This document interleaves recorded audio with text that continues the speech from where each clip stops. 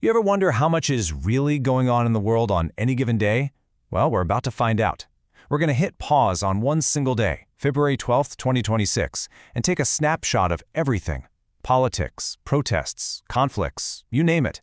Let's see what just 24 hours can tell us.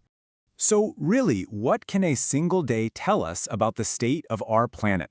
We're going to piece together headlines from all over the globe, all from this one 24-hour period. Think of it like a giant mosaic. Elections here, protests there, even some secret spy stuff. February 12th is our window into the bigger picture. All right, let's kick things off with power, protests, and politics. We're talking about how power is won, how it's challenged, and how it's used. And on this one day, we saw the whole shebang, from people casting votes to people marching in the streets, all the way to some serious pressure coming from the very top. First stop, Bangladesh. We're talking about millions of people heading to the polls. And look, this wasn't just any election. This was the country's very first since the huge uprising back in 2024. I mean, what a pivotal moment for a nation trying to find its footing. So while people in Bangladesh were making their voices heard at the ballot box, something totally different was happening in Argentina on the exact same day. In Buenos Aires, you had massive protests erupting. Trade unions were clashing with police over a controversial new labor bill. It's just a wild reminder that the will of the people can look completely different depending on where you are in the world. Now, over in the United States, political pressure looked, well, a little different. President Trump sent out this really direct threat. And get this, it wasn't aimed at his opponents. It was for members of his own party. He basically made it crystal clear. You're with me on my economic policy or you're out. No negotiation. So why the hard line? Well, here's the justification he gave. President Trump claimed his big tariff policies had slashed the U.S. trade deficit by a whopping 78%. That single number, that was it. That became the linchpin for his entire economic agenda, and he wasn't about to let anyone in his party question it.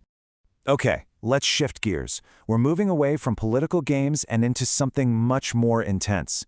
We're talking about the sharp edge of global tension, active conflicts, and the shadowy world of spies and intelligence. The stakes here, they get a whole lot higher. We're not just talking about political careers anymore, we're talking life and death. So on this day, February 12th, the U.S. makes a pretty big military move. The USS Gerald R, one of its most powerful aircraft carriers, is repositioned toward the Middle East.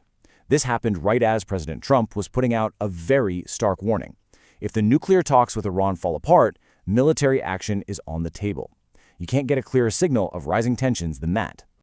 At the same time, over in Ukraine, the brutal reality of war just keeps grinding on.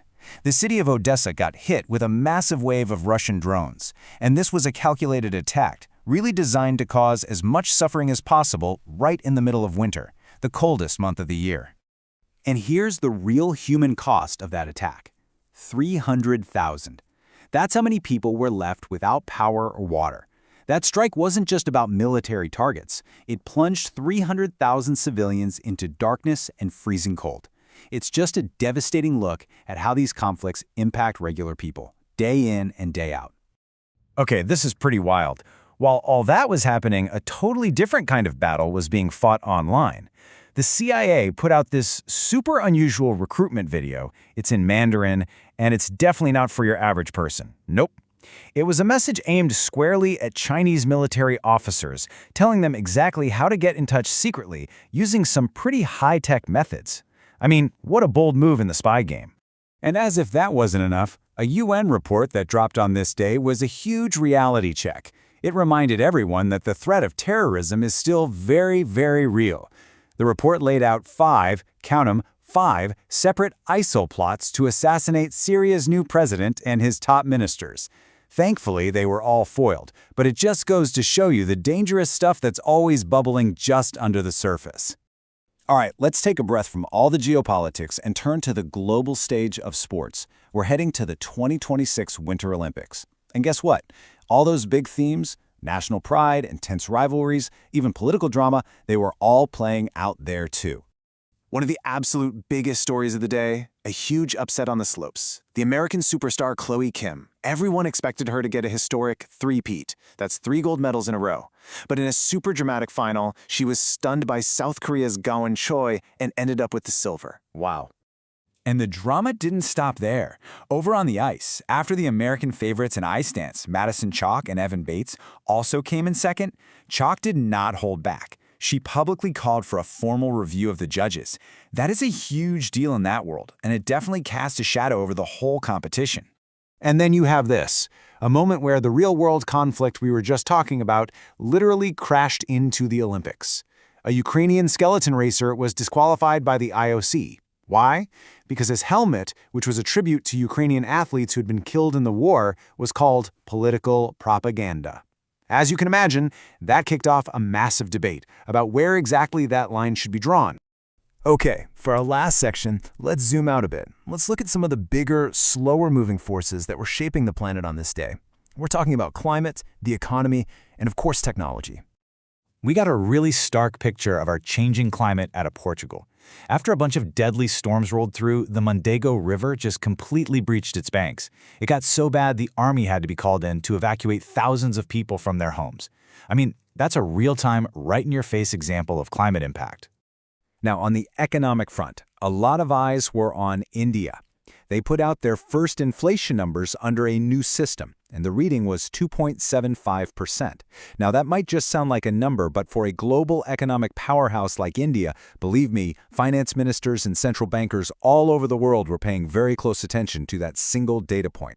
But you know, maybe the most chilling story of the entire day didn't come from a government or a war zone. It came from inside the tech world. A top researcher at one of the biggest AI companies, Anthropic, just abruptly quit. And they didn't go quietly. They went public with a pretty scary message. And what was that message? What was the warning? It was just 4 words. The world is in peril. That's it. And when that comes from someone who's seen the cutting edge of AI up close, well, it sends shockwaves everywhere.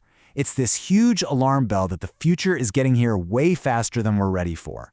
So let's recap. From an election in Bangladesh and protests in Argentina, to military moves in the Middle East, drama at the Olympics, and a terrifying warning from an AI insider.